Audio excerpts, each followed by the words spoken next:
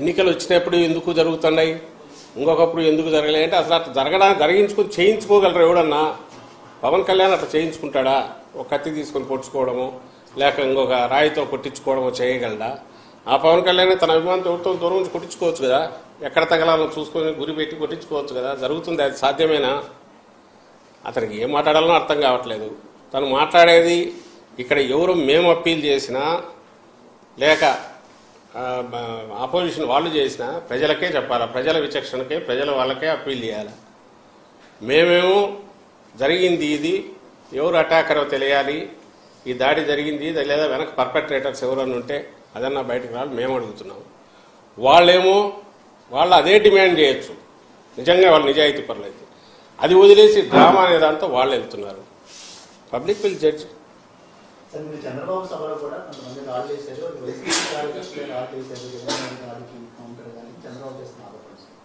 అన్నాడు. అది కూడా ఇంకా ల్యాండ్ మైన్స్కి నేను బెదరలేదు, రాళ్ళకు కుదురుతాను.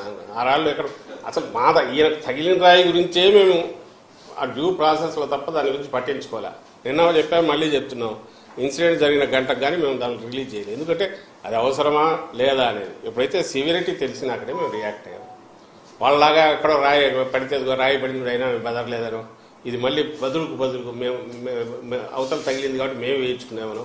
అట్లయితే ఆయన కూడా కొట్టించుకొని అప్పుడు చెప్పాలి, చూడు తగిలినా నేను పట్టించుకోలేదని, దూరం నుంచి రాయితో కొట్టించుకొని ఇదిగో నాకు తగిలింది నేను పట్టించుకోలేదని మనం అది అనలేకపోతున్నారు కదా. ఎక్కడ మైదూరంలో నువ్వు దగ్గర పడింది దాన్ని చూపించి మాకు పడింది మేము పట్టించుకోవట్లే, మేము ల్యాండ్ మైన్స్కి బెదరామని అంటున్నాడు. మొత్తం ఒక డ్రామా బ్యాచ్ కదా అలాగా ఉన్నారు, అదే ఆడుతున్నారు. ఈయనకు తగిలింది కాబట్టి ప్రజల్లో ఏమన్నా ఇది వస్తుందేమో, సింపతి వస్తుందేమో, కాబట్టి మేము కూడా చేసి దానికి పోటీగా ఇదిగో మాకు పడింది అయినా మేము పట్టించుకోవట్లే అని చిల్లర పిల్ల చేష్టలాగా ఉంది తప్ప సీరియస్నెస్ లేదు ఆయన చేసిన దాంట్లో. కానీ నిన్న జరిగిన సంఘటన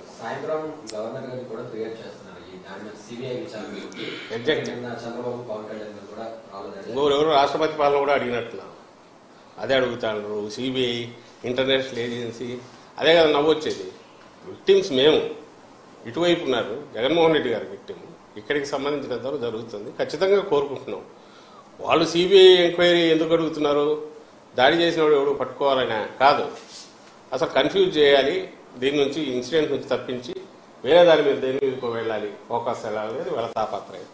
దానివల్ల దీనికోసం అంటే న్యూస్ స్పేస్ అంతా కూడా ఇవి రావాలి. సాయంత్రం వెళ్తారు, బయటకు వచ్చి సిబిఐ ఎంక్వైరీకి అడిగాం, వాస్తవాలు బయటకు రావాలి, భద్రతా వైఫల్యంలో ఏమేమి ఇది ఉన్నాయి, ఇందులో డ్రామా అని అంటున్నారు అనేది వాళ్ళే. డ్రామా అనే అనుమానం ఉంది, అది కూడా నిజాలు వెలికి రావాలి, ఇలాంటివన్నీ దాంట్లో పెడతారు. పెట్టేసి అవే బయటకు వచ్చి మాట్లాడతారు.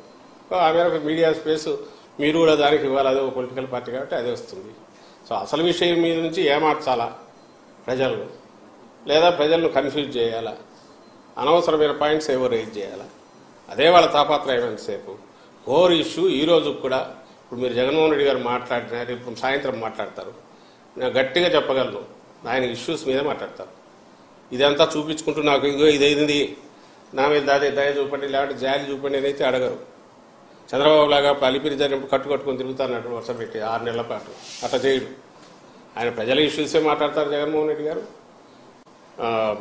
దాన్ని ఏమంటారు, ఏమేమి చేశారో చెప్తారు. అటువైపు కూటమి వాళ్ళు లాస్ట్ టైం వాళ్ళు ఎట్లా మోసం చేశారో చెప్తారు, బ్లెస్సింగ్స్ ఇవ్వమని అడుగుతారు. ఈ ప్యాటర్న్ ఉంటుంది. నిన్న జరిగిందని వాళ్ళు ఏం చిల్లర రాజకీయం చేస్తున్నారో ఎత్తి చూపుతారు. ఇది నేను అనుకుంటున్నా. ఇదే చంద్రబాబు నాయుడు అయితే మిగిలిన పక్కకు తోసేసి దాని మీదే మాట్లాడతారు. ఇష్యూ ఎక్కువ చేసి మాట్లాడుతున్నది వాళ్ళు, మేం కాదు. మేము ఒక్కసారి పోలీసు దృష్టికి తెచ్చినాక దాని ఇన్వెస్టిగేషన్ ఇదే జరిగి అసలు వాస్తవం రావాలని కోరుకున్నాక దాని గురించి మేము పట్టించుకోదలుచుకోలేదు. నిజానికి ఈరోజు ఇప్పుడు వాళ్ళు స్టాప్ చేస్తే ఈ వైపు కూడా స్టాప్ చేస్తాం, ఎందుకంటే మాకు దాని మీద ఇంట్రెస్ట్ లేదు. పెద్ద ఇష్యూ వచ్చి 1 నెల రోజుల్లో ఎన్నికలు రాబోతున్నాయి. దానికి సంబంధించి మేము ప్రిపేర్డ్గా ఉన్నాము, ప్రజల బ్లెస్సింగ్స్ కావాలని పోతున్నాం. చెప్పడానికి మాకు ఇన్ని ఇష్యూస్ ఉన్నాయి కాబట్టి అవి తప్పించి ఇలాంటివేమో చెప్పుకోవాల్సిన ఆగత్యం లేదు, అవసరము లేదు. అలాంటి ఆలోచన కూడా ఎప్పుడు లేదు. డ్రామా ఆడుతున్నది వాళ్ళు ఆడుతున్నారు. దాడి జరిగింది వాస్తవం, సీరియస్ దాడి జరిగింది అది వాస్తవం. అండ్ వాడు ఎవరు చేశారో చేసిన వాడు అనేది జరిగిన పద్ధతి కానీ ఆ ఫోర్స్ కానీ బట్టి చూస్తే వెనక పథకం ప్రకారం జరిగింది అనుకుంటున్నాం కాబట్టి అది కూడా బయటికి రావాలనేది మా కోరిక. వాళ్ళు సిన్సియర్ అయితే అదే డిమాండ్ చేయాలి, వేరే కాదు అడగాల్సింది. వేరే డిమాండ్ కాకుండా ఇది మాత్రమే పెట్టాలి. ఇన్వెస్టిగేషన్ జరగాలి, ఎవరు నిజం నిగ్గు తేలాలని వాళ్ళు అడగమండి, అది కరెక్ట్.